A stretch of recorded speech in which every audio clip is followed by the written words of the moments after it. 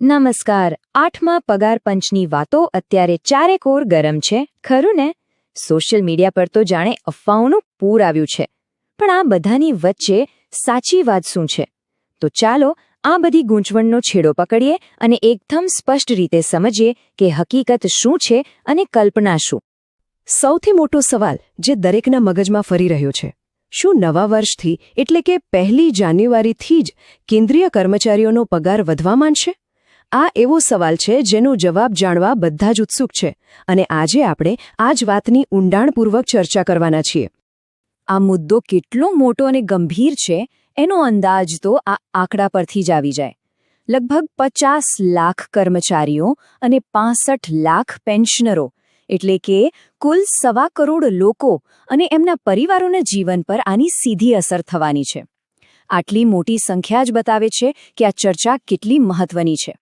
કોઈ પણ નિષ્કર્ષ પર પહોંચીએ એ પહેલાં પાયાની વાત સમજવી ખૂબ જરૂરી છે. આ પગાર પંચ આખરે છે શું અને એ શા માટે આટલું બધું મહત્વ ધરાવે છે? ચલો, સૌથી પહેલાં આ મૂળભૂત સવાલનો જવાબ મેળવીએ. એકદમ સાદી ભાષામાં કહીએ તો પગાર પંચ એ સરકાર દ્વારા લગભગ દર 10 વર્ષે બનાવવામાં આવતી એક સમિતિ છે. એનું મુખ્ય કામ એ જોવાનું છે કે સરકારી કર્મચારીઓ અને પેન્શનરોનો પગાર અને ભથ્થા અત્યારની મોંઘવારી અને સમય પ્રમાણે બરાબર છે કે નહીં, અને જો જરૂર લાગે તો એમાં વધારો કરવાની ભલામણ કરવાનું. અને હવે વાત કરીએ એ મુદ્દાની જે સૌથી વધુ ગેરસમજ ફેલાવી રહ્યો છે.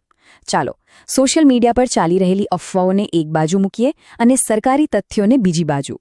જોઈએ કે આખરે સત્ય શું છે.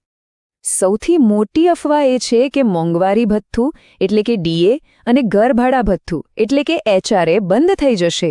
પણ સાંભળી લો, આ વાતમાં જરાય તથ્ય નથી. સરકારે એકદમ સ્પષ્ટ કરી દીધું છે કે આ બંને મહત્વના ભથ્થા પહેલાંની જેમ જ ચાલુ રહેશે. બીજી એક વાત જે બહુ ફરી રહી છે એ છે કે મોંઘવારી ભથ્થાને બેઝિક સેલરી એટલે કે મૂળભૂત પગારમાં મર્જ કરી દેવામાં આવશે.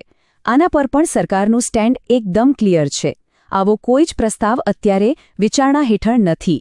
ડીએ પહેલાંની જેમ જ દર 6 મહિને રિવાઇઝ થતું રહેશે. અને હવે પાછા આવીએ એ જ સવાલ પર જેનાથી આપણે શરૂઆત કરી હતી. શું 1 જાન્યુઆરીથી જ બેંક ખાતામાં વધારે પૈસા આવવાનું શરૂ થઈ જશે? તો સ્પષ્ટ જવાબ છે ના. ભલામણો લાગુ થવાની સત્તાવાર તારીખ 1 જાન્યુઆરી 2026 છે.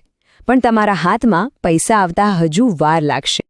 તો પછી સવાલ એ થાય કે જો વધારો તરત નથી મળવાનું, તો પછી એ કેવી રીતે અને કેટલો મળશે? ચાલો, હવે અફવાઓની દુનિયામાંથી બહાર આવીને પગાર વધારા પાછળના અસલી ગણિતને સમજીએ. આ આખા પગાર વધારાના ખેલમાં એક જ હીરો છે, અને એ છે ફિટમેન્ટ ફેક્ટર. આ એક એવો જાદુઈ આંકડો છે, એક ગુણાંક છે જે તમારા જૂના બેઝિક પગારને નવા બેઝિક પગારમાં ફેરવી નાખે છે. ટૂંકમાં કહીએ તો પગારમાં કેટલો મોટો જમ્પ આવશે એ બધો જ આધાર આ ફેક્ટર પર છે. ગણતરી એકદમ સિમ્પલ છે. જુઓ, તમારો હાલનો જે પણ બેઝિક પગાર છે એને પકડો, પછી સરકાર જે નવો ફિટમેન્ટ ફેક્ટર નક્કી કરે એનાથી એને ગુણી નાખો. જે જવાબ આવે એ જ તમારો નવો બેઝિક પગાર. અને હા, બીજા બધા ભથ્થા આ નવા બેઝિક પગાર પર જ ગણાશે. આને વધુ સારી રીતે સમજવા માટે ચાલો જરા પાછળ જઈએ.